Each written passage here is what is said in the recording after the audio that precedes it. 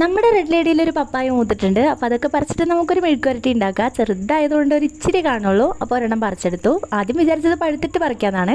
പിന്നെ അത് കൊതി സഹിക്കാൻ പറ്റുന്നില്ല. അപ്പോൾ വേഗം തന്നെ പറിച്ചെടുത്തൊരു മെഴുക്കുവരട്ടി ആക്കി എടുക്കാമെന്ന് വിചാരിച്ചു കേട്ടോ. ചെറിയുള്ളിയൊക്കെ തെളിച്ച് വെച്ചിട്ടുണ്ടായിരുന്നു. അത് നന്നായിട്ടൊന്ന് ഇടിച്ചെടുത്തിട്ട് നമുക്ക് മുളകൊക്കെ ക്രഷ് ചെയ്ത് വെക്കണം. അതൊക്കെ നേരത്തെ തന്നെ ചെയ്ത് വെച്ചുകൊണ്ട് ഇനി അധികം പണിയില്ല. ഇതിൻ്റെ തൊലി ചെത്തി കളയുക മാത്രമേ വേണ്ടൂ. ഇതിൻ്റെ ഉള്ളിൽ ഒരു കുരു പോലും ഇല്ല കേട്ടോ. എനിക്കാണെങ്കിൽ ചെനച്ച പപ്പാളി ഭയങ്കര ഇഷ്ടമാണ് കേട്ടോ. അതുകൊണ്ട് അരിയുന്നതിൻ്റെ ഇടയ്ക്ക് 2-3 വായിലിട്ട് ടേസ്റ്റ് ചെയ്ത് നോക്കുന്നുണ്ടായിരുന്നു. നല്ല ടേസ്റ്റ് ഉണ്ടായിരുന്നു. അരിഞ്ഞരിഞ്ഞ് ഉപ്പേരിക്ക് പിന്നെ കുറച്ചേ ഉണ്ടായിരുന്നുള്ളൂ കേട്ടോ. പൊന്നൂനും കുറച്ച് കൊടുത്തിട്ടുണ്ടായിരുന്നു. അങ്ങനെ ഉള്ളിയും സംഭവങ്ങളൊക്കെ റെഡിയാക്കി വെച്ചുകൊണ്ട് ഇനി വേഗം തന്നെ പരിപാടി നോക്കാം. ഇന്നലത്തെ മീൻകറി ഇരിക്കുന്നുണ്ട്. അതുകൊണ്ട് കറിയൊന്നും വെക്കേണ്ട ആവശ്യമില്ല. വെറും ഉപ്പേരി മാത്രം മതി കേട്ടോ. അപ്പോൾ വേഗം തന്നെ പരിപാടികൾ സ്റ്റാർട്ട് ചെയ്തു. ഞാൻ വേഗം ഇടിച്ചെടുത്തിട്ടുണ്ടായിരുന്നു. ചെറിയ ഉള്ളി ഇങ്ങനെ കുത്തി ചതച്ചെടുക്കുന്നതാണ് നല്ലത്. അതുകൊണ്ട് ഞാൻ നല്ലോണം കുത്തി ചതച്ചെടുത്തിട്ടുണ്ടായിരുന്നു. അധികമൊന്നുമില്ല, ഒരു 5-6 മാത്രം കേട്ടോ. വലിയ വലിപ്പം ഉണ്ടായിരുന്നു. പിന്നെ അത് നല്ല എണ്ണയിലിട്ട് മൂപ്പിക്കുക. അതിന് ശേഷം നമ്മൾ കൃഷി ചെയ്ത് വെച്ച മുളകും കൂടി ഇട്ടിട്ട് പിന്നെ മഞ്ഞപ്പൊടിയും ഉപ്പും കൂടി ഇട്ടിട്ട് നമ്മളെ പപ്പാളി അതിലേക്ക് തട്ടിക്കഴിഞ്ഞാൽ പരിപാടി കഴിഞ്ഞു.